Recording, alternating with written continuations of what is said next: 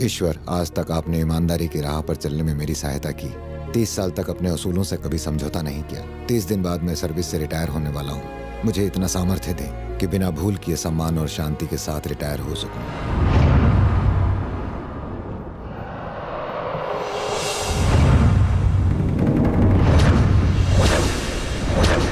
Mall का construction रुक गया, ये मिनिस्टर साहब को कैसे बताऊं? मिनिस्टर साहब का फोन है सर। सर काय झालं रे? साइन हो गया क्या?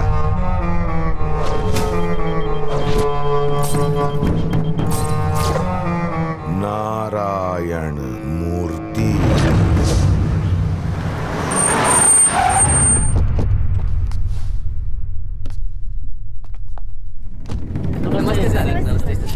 हाँ नमस्ते नमस्ते नमस्ते नमस्ते। हाँ सर नमस्ते। पेट के अंदर खजाना छुपा आप है ही के तो क्या? खाए हैं। इकडे नारायण मूर्ति कुठे आहे? आइए सर।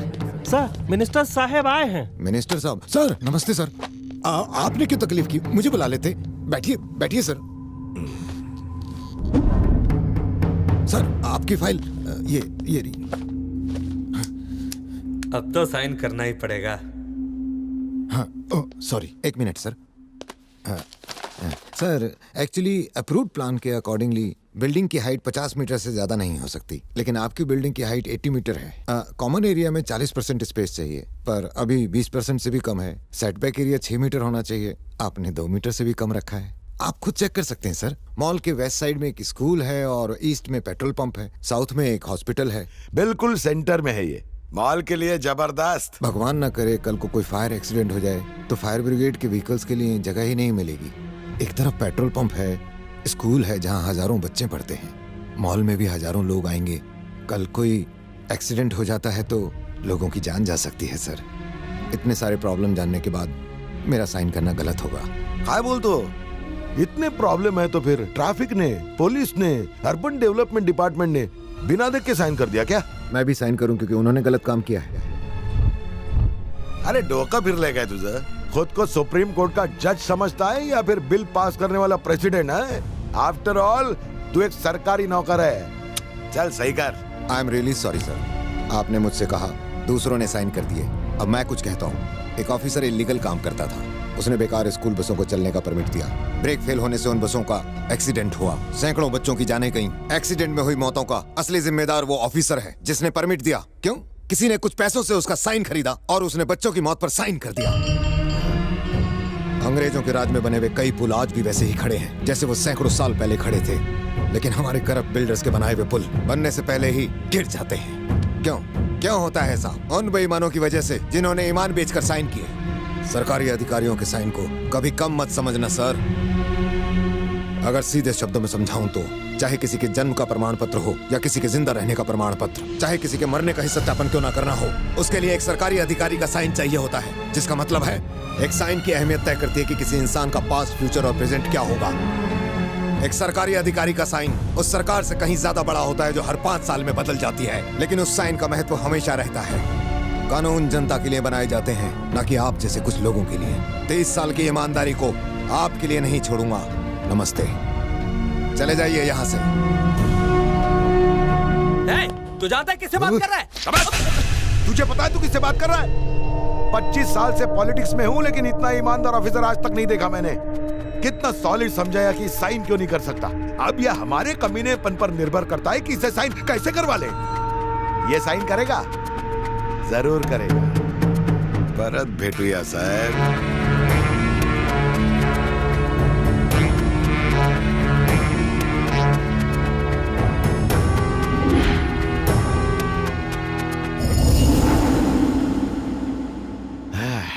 पैसा कमाना तो इंसान का हक है। फ्रॉड करना, रिश्वत लेना, इसी के लिए तो भगवान ने सृष्टि की रचना की है। लेकिन ये मूर्ति इधर कैसे पैदा हो गया?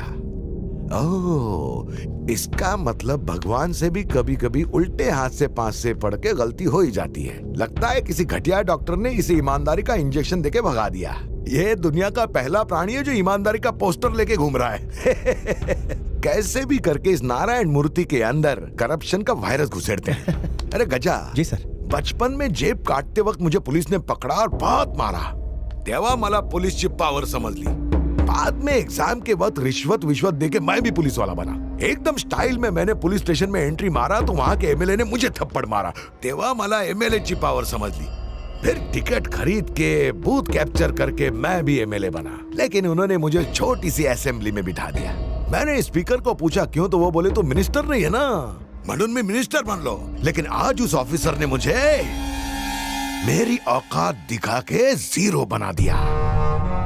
मेरे पास पैसा है, प्रॉपर्टी है, पावर है, पर उसके पास ईमानदारी का फुगा है जिसकी हमें हवा निकालनी है।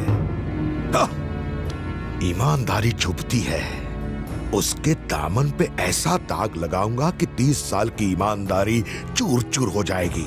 मुझे फाइल पर उसकी साइन चाहिए। सही पाइजे। आप बेफिक्र होकर दिल्ली चाहिए, उसे मैं देख लूंगा। अरे यार, ये रजिस्ट्रार के ऑफिस में सिर्फ मोटे पेट वाले अंकल नजर आते हैं। नहीं ऐसा What's up, guys? कहाँ घूम रहे हो आजकल तुम लोग? हाँ गाइस, तुम तो बहन जी से बॉलीवुड की हीरोइन बन गई हो। ए, अपना हीरो कहाँ है? लोकेशन अच्छी है इसीलिए जमीन खरीदी। ना सर, ये तो मानना पड़ेगा, पिघलने वाले चॉकलेट की तरह किसी को भी लालची बना देता है। लेकिन इसका प्रॉब्लम क्या है? इतनी हॉट आइटम इसे लाइन मार रही है, पर इसे कोई फर्क ही नहीं पड़ता। सूर्या किसी से प्यार करता है। प्यार करता है? कौन है वो? मुझे नहीं पता। तुम्हें नहीं पता? उसको भी नहीं पता है। उसे भी नहीं पता? मतलब एक्चुअली पापा ने एक लड़की पसंद की है, लेकिन सूर्या को उसके बैक साइड से ही प्यार हो गया है। बैग देख के प्यार हो गया? ये बैक ही तो मेन प्रॉब्लम है। सॉल्व हो गई प्रॉब्लम।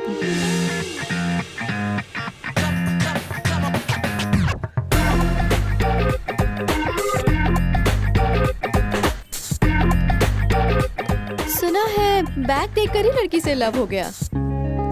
खैर ये सब बातें छोड़ो, मुझे देखो। वैसे लड़की का बैग देखना बैड मैनर्स होती है, फ्रंट देखना है।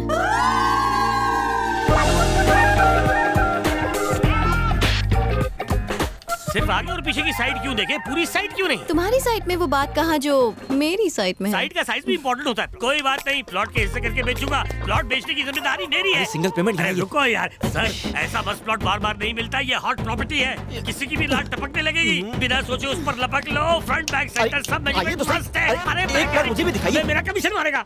पूरी साइड देखनी हो तो जल्दी आ जाना। हाँ, इमीडिएट रजिस्ट्रेशन कर दूंगी।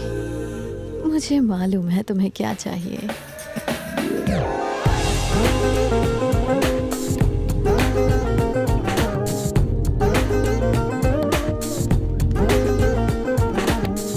कुछ कहना है? क्या कहूँ, अपना रंगीन चश्मा देकर बहुत बड़ी गलती की। तुम्हारा सादा चश्मा ही ठीक था। सर आपने साइड देखी है नहीं? बोलो तो मैं अपने नाम पे रजिस्ट्री करवा लूँ। इन्हें साइट पसंद है, इनके नाम से रजिस्ट्री करवा लो। मैडम मेजरमेंट कोई भी हो, आप यस बोलिए, मैं अपने नाम पे बुक करवा लूंगा। रजिस्ट्री तो होगी, लेकिन सिर्फ सूर्या के नाम पर। मेरा नाम प्रसाद है। सिंगल पेमेंट में रजिस्ट्रेशन। पेमेंट करने के बजाय इसने तो मुंह पे रजिस्ट्री छाप दी। भाई आधे घंटे में गुड न्यूज मिल जाएगी। तेज चला, कुचल डाल।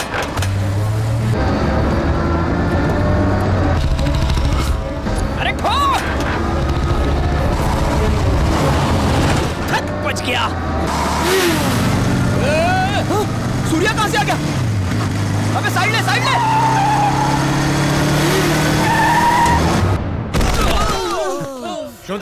मैं बताता हूँ, इन्हें लगा मैं तुम्हारे करीब आ रहा हूँ। जलते हैं मुझसे, मुझे ट्रक से कुचलने की कोशिश कर रहे थे। सूर्या रुको, ये लोग एक ऑफिसर को डराने गए थे। ये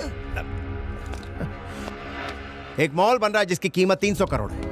एक ऑफिसर ने कंस्ट्रक्शन रुकवा दिया, उसी का टेंशन है मुझे। मिनिस्टर ने हर तरह से उसे मनाने की कोशिश की, पर जब वो नहीं माना तो उसे डराने के अलावा और कोई रास्ता नहीं बचा। एक ऑफिसर तुम्हें टेंशन दे रहा है?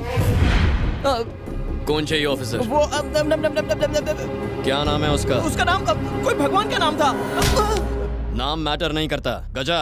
उसकी तरफ से बेफिक्र हो जाओ, आज से वो मेरा टेंशन है। पापा हमेशा कहते हैं प्रॉब्लम सॉल्व करने का एक फॉर्मूला है, और वो है साम दाम दंड और भेद। क्या समोसा? ना समोसा है ना चटनी है। साम दाम दंड और भेद। नंबर 1, साम मतलब हमें उसकी तरफ दोस्ती का हाथ बढ़ाना चाहिए। कोशिश की थी, नहीं माना तो उड़ाने के। आइटम नंबर 2, दाम। वो क्या होता है? एसी, कार, फ्लैट, बंगलो उसे गिफ्ट में दे दो या फिर पैसे दे दो। वो लालची नहीं हुआ तो? उसकी कोई फैमिली तो जरूर होगी। मम्मी जरूर होगी। तो उसकी फैमिली को लालच दो ना। उसकी फैमिली को लालच दो। सूर्या ने जो कहा वो करो। देख रहा है गोलू, टाइम पे ऑफिस जाता है। थैंक्स। हे, वो मेरा हेडफोन है। अरे पागल, क्या तेरा क्या मेरा? जो तेरा था अब मेरा है। रुको।